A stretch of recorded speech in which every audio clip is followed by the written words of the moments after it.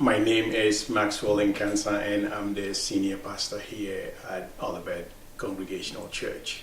I guess I've been here for about 3 months.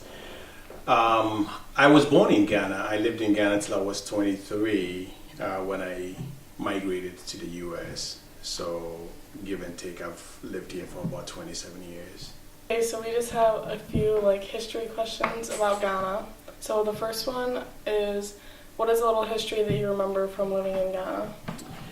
Well, the country Ghana is called the Black Star of Africa because it was one of the first countries to get independence from the British in the 60s. Well, it was in 57, but officially it came into 60. So the independence of Ghana from the British was from 57. The country is very unique. It used to be called Gold Coast because the deposits of gold on the continent were found to be in Ghana. So, and then they changed the name after independence to Ghana. It's a place that practices a lot of hospitality, like getting to know people and being welcoming to people. And it plays out in the way that people are raised, because there's a belief in Ghana that when you treat others right, or when you treat others with respect, there's a way that you gain it back, like you get it back, even if not directly, your siblings or your friends or your family, when they also travel outside, they are received very well. So it's a thing that no one speaks about, like nobody really teaches about, but people pick it up as they get older. You get to know that you treat others better. You're more welcoming to the other person, because hopefully when you also travel somewhere, you get that back. So it's something that is really embedded in the culture. Okay. How active were magazines? So the whole country, first off, I have to say that I haven't lived there for 27 years. Right. So I'm not sure how fast or how much things have changed. I know that magazines do not play a big role in the culture, the way we do things, because there are not, I don't even think there are local magazines that people tap into. And that is not to say that they are not abreasted with what's current or what's new, especially when it comes to local news and local industry news. I think that people are very much vested in the news that is happening locally. But when it comes to foreign news, I don't think people really care so much about the world stage. You only find it in academia, where people are interested in what is happening outside the country or what is happening out west. And so magazines play very minimum role, unless they are professional magazines, because by way of education, people get into reading academic magazines to find out what's going on in industries and what's new in industries, and who is doing what kind of research or what. So you would find magazines in Ghana, but they are all academic magazines that come from the West, like The Economist or Newsweek or Time Magazine. So the population that read such magazines are very limited. You would find them in academia and not so much with the regular population. What is big in Ghana is newspapers, where everything is through the news medium. So people read the local papers for local news, and also to stay on top of what is happening and what is current and what is new. So in terms of magazines, most of the magazines you would find in Ghana are magazines that are from the West, either Europe or America or someplace else other than local.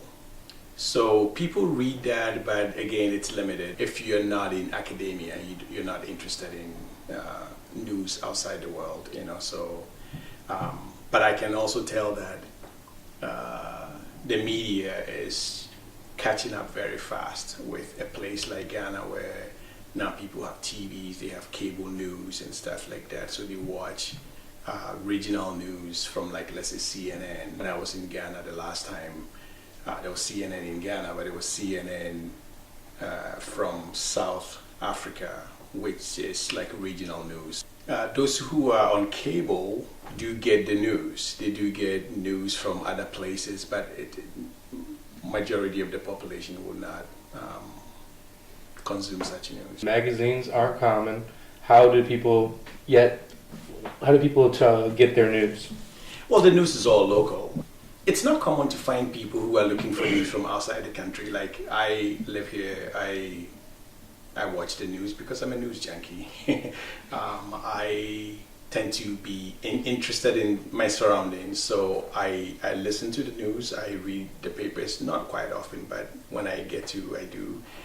But when you get to the other side of the Atlantic, people are not interested in news from outside. Like, what is happening in Congress here doesn't benefit anybody over there, so they don't really care for that. But if it's local, you would find local news or even regional news. Like, Ghana is in West Africa, so they care about what is happening in West Africa.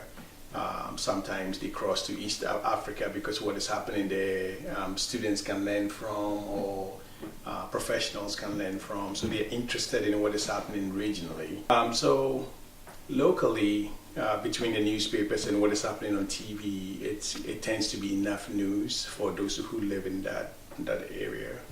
Yeah.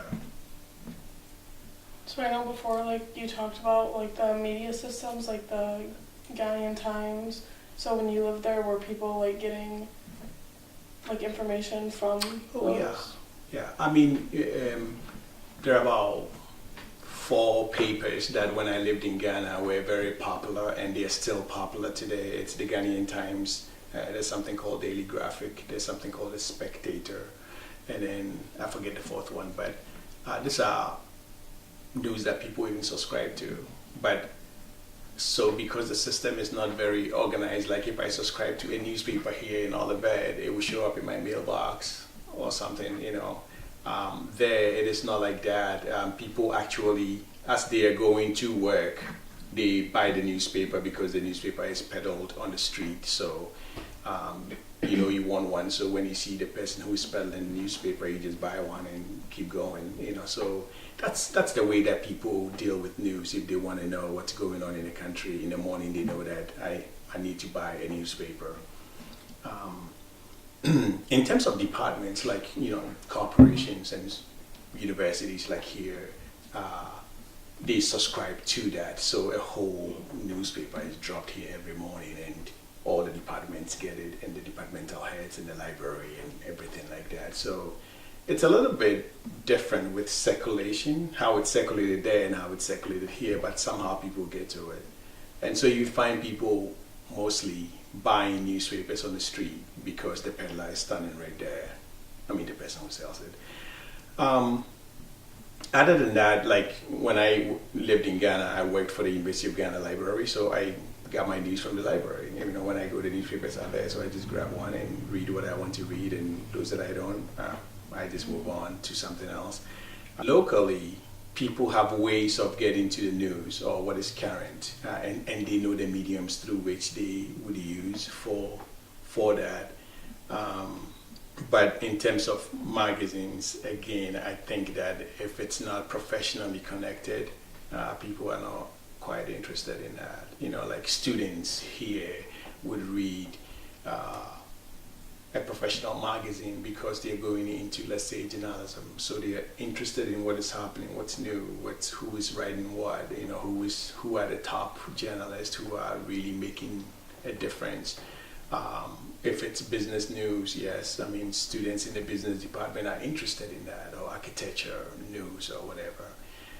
But when you come to the general population, people just deal with newspapers. There's not enough of interest in magazines and stuff like that. But locally, I don't even think we have magazines that are produced in Ghana or published in Ghana. So Yeah. All right. Well, thank you for meeting with us. Well, thank you Thank for you. having me.